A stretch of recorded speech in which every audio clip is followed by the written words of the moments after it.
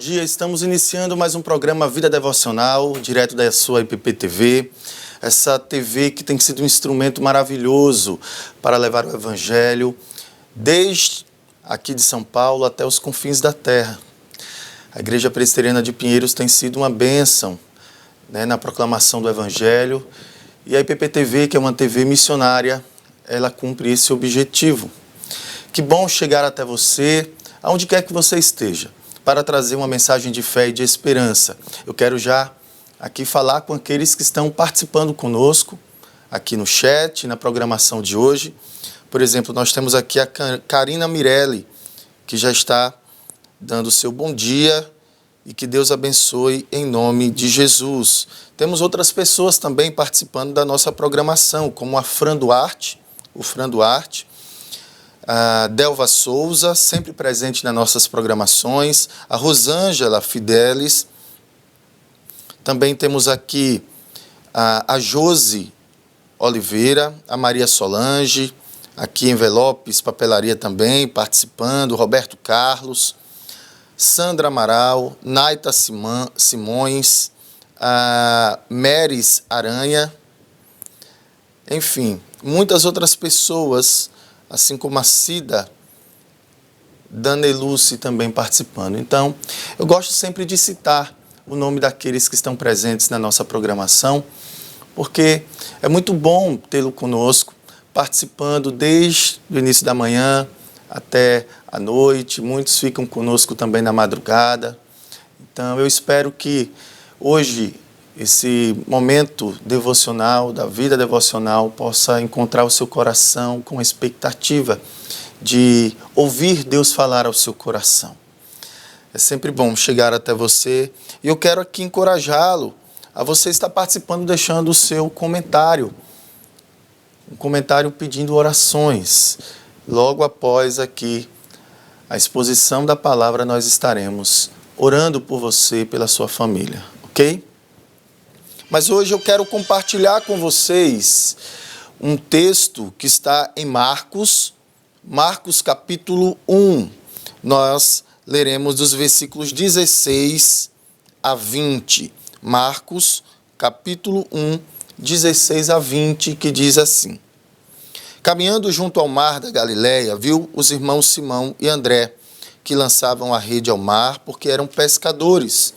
Disse-lhe Jesus: Vinde após mim, e eu vos farei pescadores de homens. Então, eles deixaram imediatamente as redes e o seguiram. Pouco mais adiante, viu Tiago, filho de Zebedeu, e João, seu irmão, que estavam no barco consertando as redes. E logo Jesus os chamou. Deixando eles no barco a seu pai Zebedeu com os empregados, seguiram após Jesus. Vamos orar, pedir a Deus que fale conosco. Pai, aqui está a Tua palavra maravilhosa. Rogamos que o Senhor, nessa manhã, fale conosco. Tu és o Deus de toda a glória, o Rei do Universo. Tu és o Deus Criador de todas as coisas e também o sustentador de todas as coisas. Ó Deus, o Senhor nos criou para a Tua glória. O Senhor nos criou para vivermos para o deleite do Senhor, para nos satisfazermos no Senhor, para glorificarmos o Senhor em tudo. Mas, infelizmente, o pecado, Senhor, ele nos afetou de tal forma que nós fomos danificados, ó Pai, e, portanto, não conseguimos cumprir com esse propósito perfeitamente. Por isso que o Senhor enviou a Jesus Cristo, nosso Senhor, para em nosso lugar cumprir a Tua lei perfeitamente. E para em nosso lugar, ó Deus, sofrer a condenação que todos nós merecemos por sermos transgressores da Sua lei. Mas, ó Deus, é por meio de Cristo, por esse vivo e novo caminho, que o Senhor, Deus, nos revelou a Tua palavra, para que por meio dela, do Evangelho, da boa notícia, possamos crer em Jesus, com o auxílio do Teu Santo Espírito, para sermos salvos, libertos da escravidão do pecado, restaurados para viver em obediência na Tua presença. Ó Deus, por isso eu Te louvo, porque o Senhor nos restaurou para vivermos para a Tua glória. Fala conosco nessa manhã, Senhor. Fala conosco. Continua a nos instruir, a nos guiar, porque os seus filhos anseiam estarem na tua presença e viver a tua vontade acima de tudo, em nome de Jesus. Amém. Meus irmãos, nós estamos lendo aqui o Evangelho de Marcos. O Evangelho de Marcos tradicionalmente é conhecido como o primeiro evangelho a ser escrito e também o mais antigo. Inclusive, dentre aqueles evangelhos chamados sinóticos, que relatam, né, a história, a obra, o ministério do nosso Senhor Jesus Cristo sob a mesma perspectiva, ele é aquele, inclusive, que serviu como base, serviu como fonte para os outros evangelhos. Se você não está familiarizado com esse nome, Evangelhos Sinóticos, trata-se dos 3 evangelhos, Mateus, Marcos e Lucas, onde esses evangelistas eles relatam, né, o ministério de Jesus, a sua obra, os acontecimentos aqui escritos sob a mesma perspectiva. Bom, esse evangelho, ele tem como autor o evangelista Marcos. Para quem não sabe, Marcos, ele foi um cooperador no ministério tanto do apóstolo Pedro como do apóstolo Paulo. Marcos, ele é conhecido muitas vezes apenas por ser aquele motivador da confusão, né, que houve entre o apóstolo Paulo e Barnabé na segunda viagem missionária, que relata lá em Atos. Marcos foi aquele que, indo com Barnabé e Paulo, ele desistiu da viagem no meio do caminho. Quando foi na segunda viagem, o apóstolo Paulo disse: eu não levarei Marcos. Barnabé, que era primo de Marcos era primo de Barnabé, então quis levá-lo, vendo que era um jovem promissor, que estava ainda ali, mesmo inexperiente, crescendo, aprendendo e tinha grande potencial. Mas o apóstolo Paulo, ele preferiu ir e seguir a sua viagem com Silas. Bem, esse mesmo Marcos, ele é filho de Maria.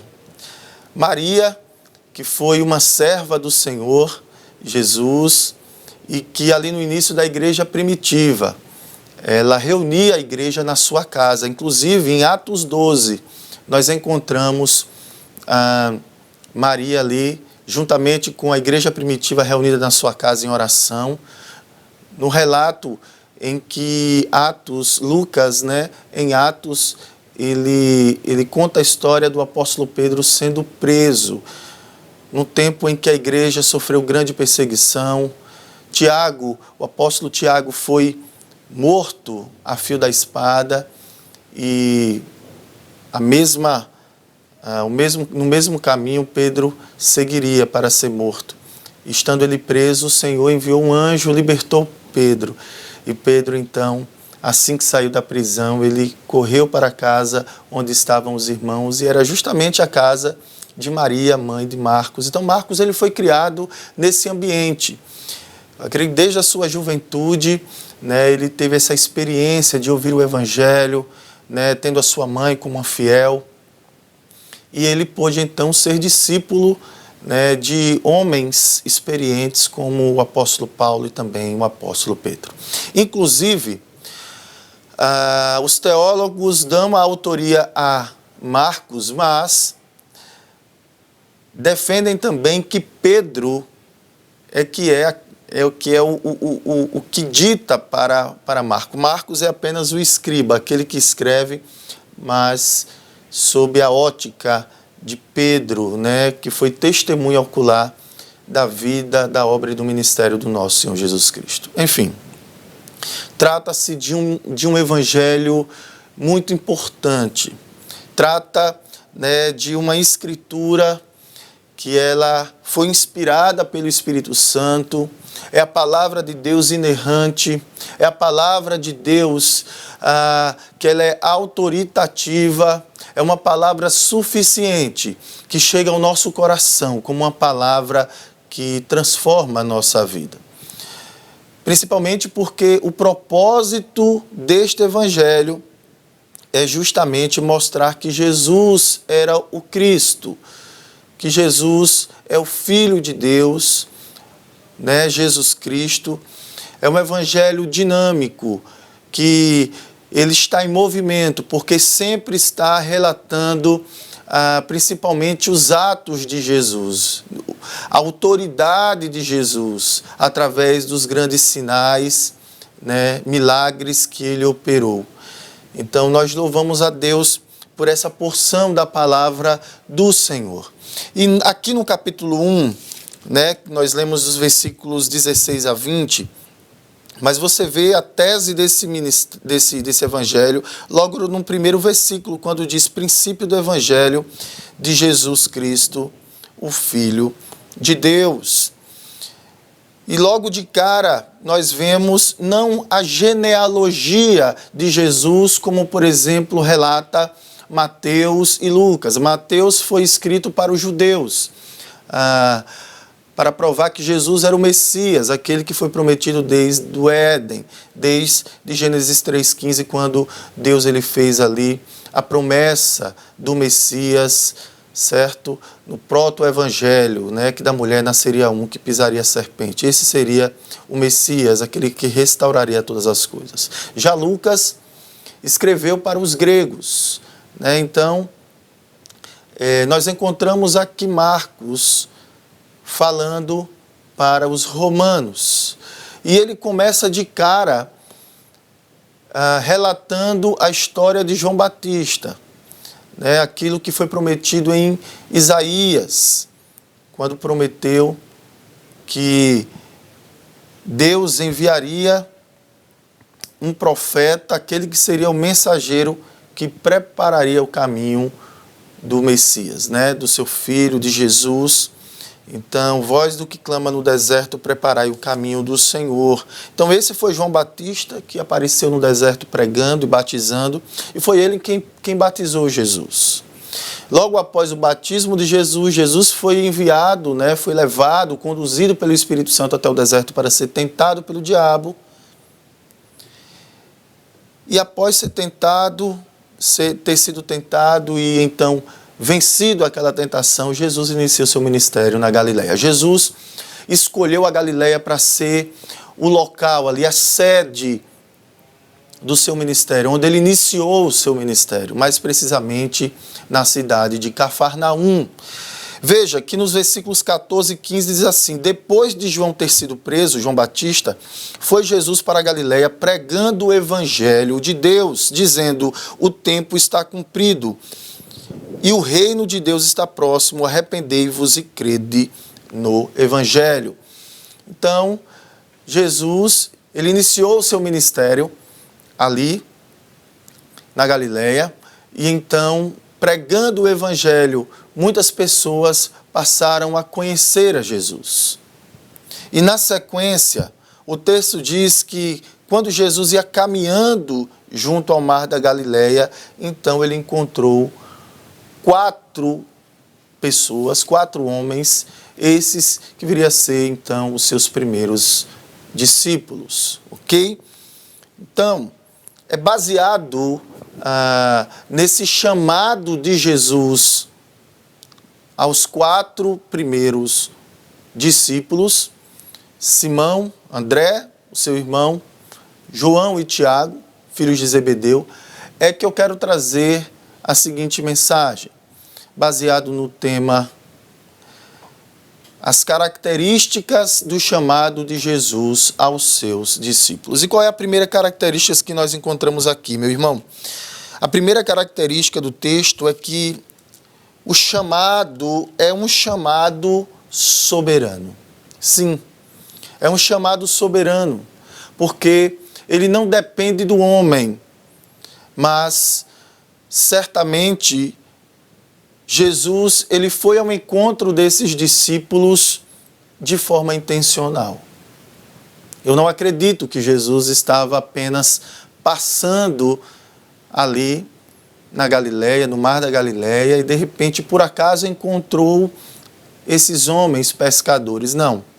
Jesus, ele foi intencionalmente àquele lugar para chamar esses homens, para chamá-los para serem seus discípulos. O texto diz que Jesus, caminhando junto ao mar da Galileia, ele viu os irmãos Simão e André, que lançavam a rede ao mar, porque eram pescadores.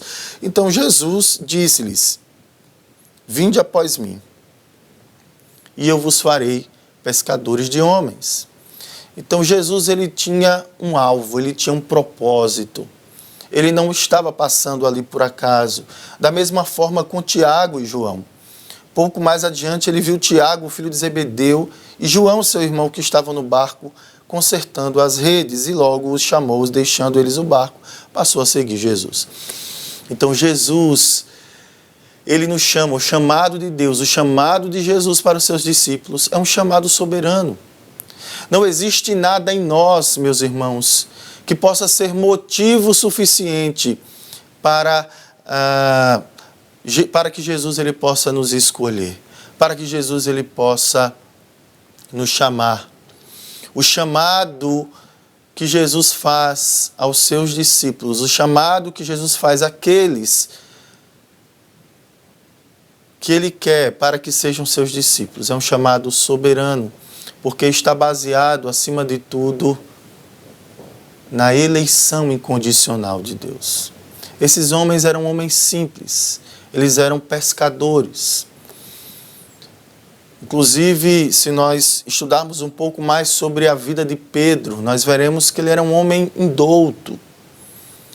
Talvez muitos dos mestres judeus daquela época jamais escolheria homens como Pedro, mas Jesus ele tinha um plano, tinha um propósito especial para a vida de Pedro. E assim Deus faz na nossa vida, meus irmãos. Deus, ele nos elegeu antes da fundação do mundo. Eu gosto muito do texto onde o apóstolo Paulo, ele falando aos romanos, quando ele escreveu, ele diz o seguinte, em Romanos capítulo 8, versículo 29, quando ele diz: ao que dantes conheceu, a esses predestinou para serem conforme a imagem do Filho unigênito de Deus. E aos que predestinou, a esses chamou. E aos que chamou, justificou. E aos que justificou, glorificou. Então veja que antes do chamado vem a predestinação. Antes do chamado vem o amor de Deus aos pecadores, porque Ele nos amou quando nós ainda éramos pecadores.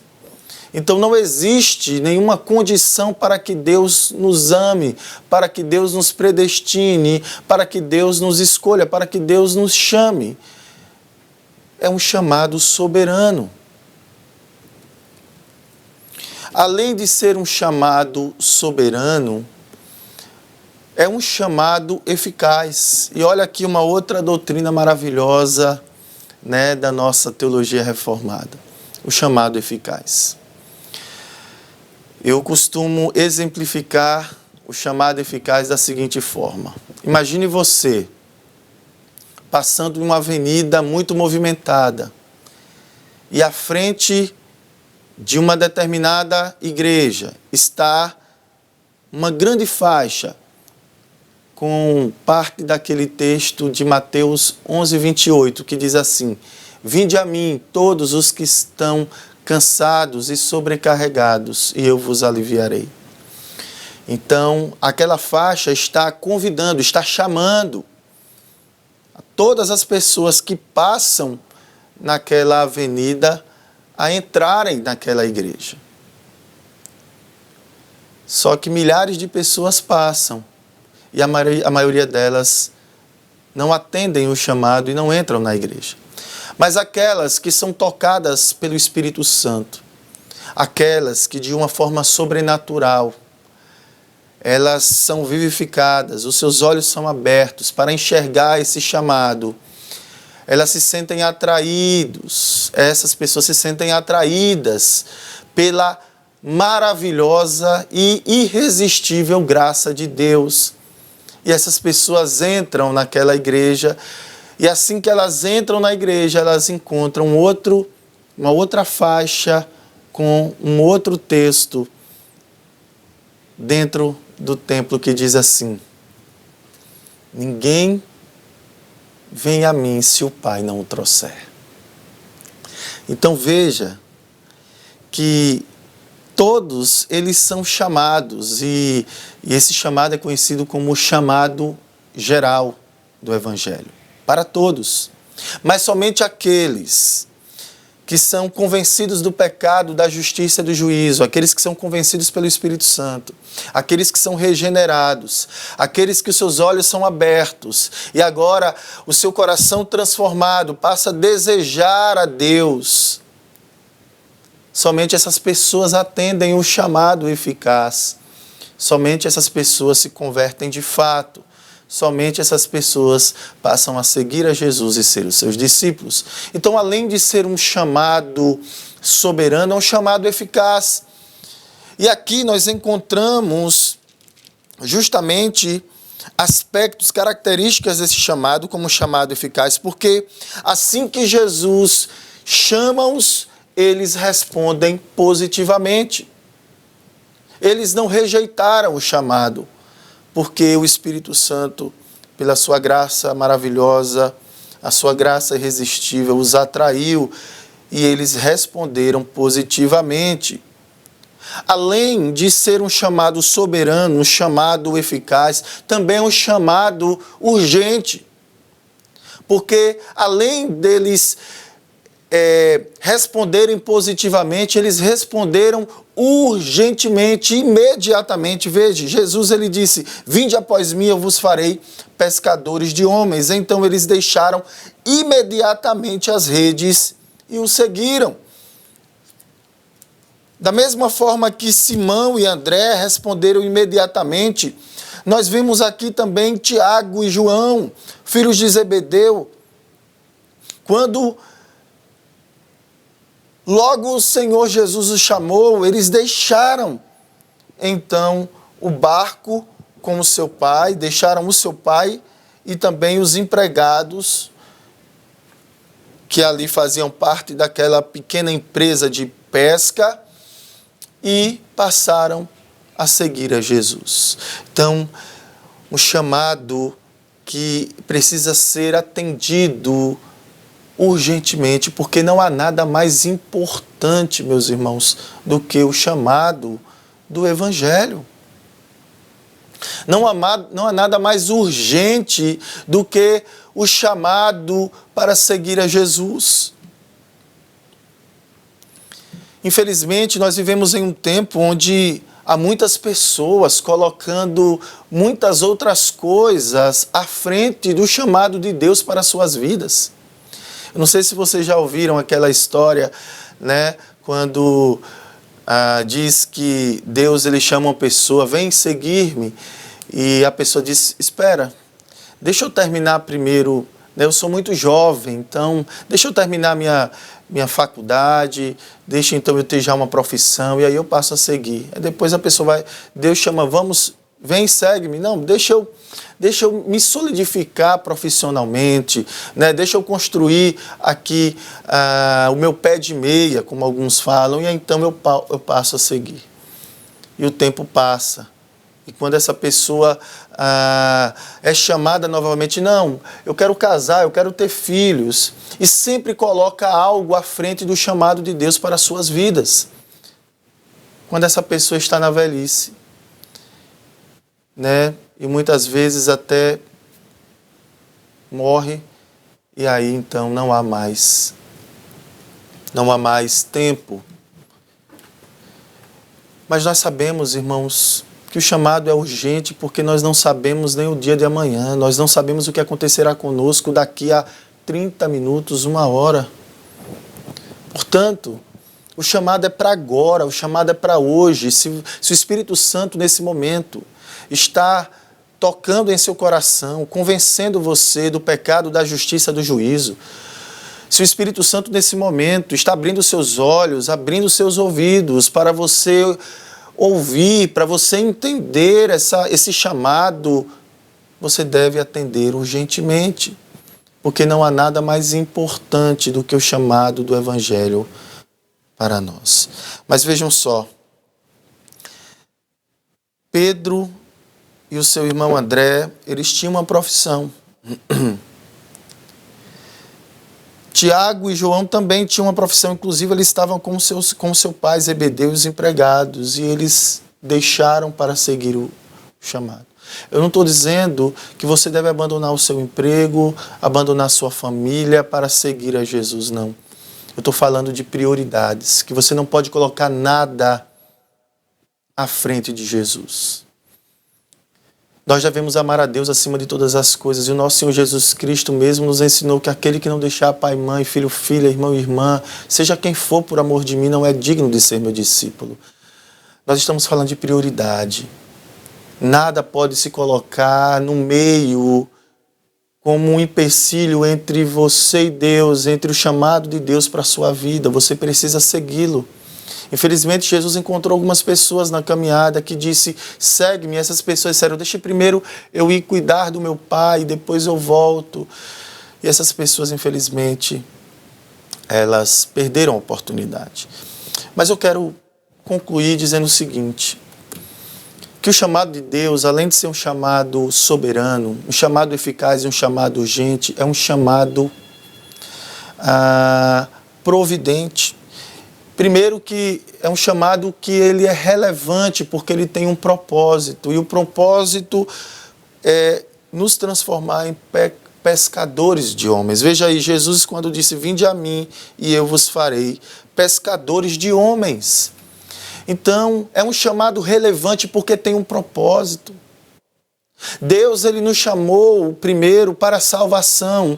E se você for, por exemplo, em João, capítulo 1, dos versículos 35 a 42, você vai ver que o apóstolo Pedro já havia tido um encontro com Jesus, porque o seu irmão André, que era discípulo de João Batista, ele ouviu por parte do profeta a seguinte declaração, eis ali o Cordeiro de Deus que tira o pecado do mundo. Então André passou a seguir a Jesus, e quando encontrou Jesus, ele voltou para sua casa, encontrando seu irmão Pedro, ele disse, eu encontrei o Messias, e Pedro foi até Jesus, e Jesus disse, olha, tu és Simão, mas a partir de agora será chamado Cefas, que quer dizer Pedro. Então, Pedro já havia ouvido o Evangelho, o chamado da salvação. Agora, em Marcos, nós vemos Jesus o chamando para ser discípulo, para ser um aluno, um aprendiz dele e, consequentemente, para cumprir a missão que Deus deu à igreja. Por isso que o chamado é um chamado relevante, porque ele tem um propósito. O propósito para a salvação, o propósito para seguirmos a Jesus, sermos seus discípulos e, consequentemente, cumprirmos a missão que Deus deu a todos nós. E de pregar o Evangelho a toda criatura, que Marcos vai falar lá no capítulo 15, versículo 16. Portanto, meus irmãos, creia numa coisa. O chamado de Jesus aos seus discípulos, ele é um chamado soberano, é um chamado eficaz, é um chamado urgente, é um chamado relevante, mas é um chamado providente. Porque se você for para um outro texto, logo na sequência aí de Marcos capítulo 1, no versículo 29 a 31, nós vemos, por exemplo, Jesus entrando na casa de Pedro e curando a sua sogra. Isso me traz uma segurança, principalmente para aqueles que de alguma forma largaram tudo para serem missionários em tempo integral, assim como eu que sou pastor. Deus é aquele que cuida de nós. É um chamado providente, porque quando Deus chamou Pedro para segui-lo, Pedro abandonou tudo e passou a ser um missionário em tempo integral. E Deus se comprometeu e se responsabilizou em cuidar de Pedro e da sua família. E eu acredito que aqui, quando Jesus ele cura a sogra de Pedro. Ele cura justamente como uma forma, né, de demonstrar o seu amor, o seu cuidado, a sua provisão para o seu discípulo. Então assim é Jesus na nossa vida, meus irmãos. Vale a pena seguir a Jesus. Vale a pena atender esse chamado. Eu espero que o Espírito Santo nesse momento possa estar tocando no seu coração para que você possa responder positivamente, para que você possa responder urgentemente, priorizando a Jesus na sua vida. Eu quero aqui orar pela Delva, pela Karina, pela Sandra, certo? Aqueles que estão pedindo oração, eu quero orar por vocês. Orar pela Lúcia, que pede orações pelos seus filhos. Orar pela Helenice, que pede pela Mariane. E outros irmãos que aqui pedem oração. Vamos orar? Pai, em nome de Jesus, eis aqui a Tua palavra. A Tua palavra, Senhor, que tem o poder de transformar a nossa vida. Que nesse momento encontre corações. Que o Espírito Santo, através dessa boa nova do Evangelho, encontre corações, liberte pessoas da escravidão do pecado e salve pessoas. Que essas pessoas coloquem a sua esperança em Jesus Cristo, o Filho de Deus, aquele que veio para dar a sua vida em nosso favor, que levou sobre si os nossos pecados ali na cruz. Senhor, visita essa pessoa, que essa pessoa creia nessa mensagem. E em nome de Jesus, ela possa atender o chamado para seguir a Jesus e ser um discípulo de Jesus. Visita essas pessoas que aqui estão pedindo oração. Visita os seus casamentos, suas famílias, seus filhos, a sua vida, Senhor, e faz milagres acontecerem para a glória do Teu nome. Essa é a oração que eu faço em nome de Jesus. Amém. Que Deus te abençoe.